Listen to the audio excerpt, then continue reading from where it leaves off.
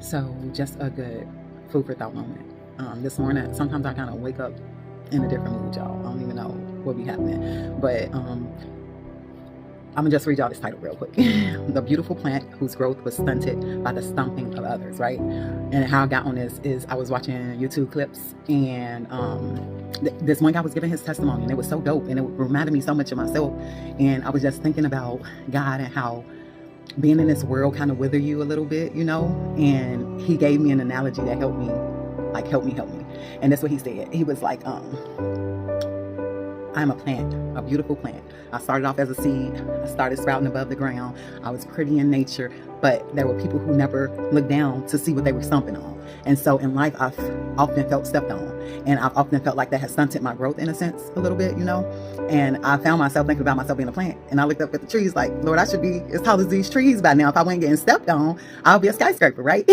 So then I thought about how the world makes me a little bit hardened, how it hardens my heart, and how God showed me I was still this beautiful plant, but now I had spikes. Now I had thorns as a defense mechanism. And he was like, I have to be careful who I'm watered by, because sometimes your environment will change, make you adapt to it. And so with that being said, like I adapted, right? So I got thorny. And what he said was, in you, I created a fruit for the masses, for the people, right? He said, but if you got thorns, think about how hard it's going to be for them to get to that fruit and eat it, right? He said, you got a lot of casualties. You got to think about, you got a lot of people who might poke themselves the first time and turn away from it, right? He said, that's why you got to be careful how you grow, right? He says, here's the second part of growing. When he didn't design you to be thorny, when you collect these thorns or make these thorns to keep you safe on the inside, he said, when people go and get the fruit, right? If they can't get it because, you know, you can be harmed by thorns, he said they'll have to cut it. And so when he said that to me, he was like, they'll have to cut it and it will hurt.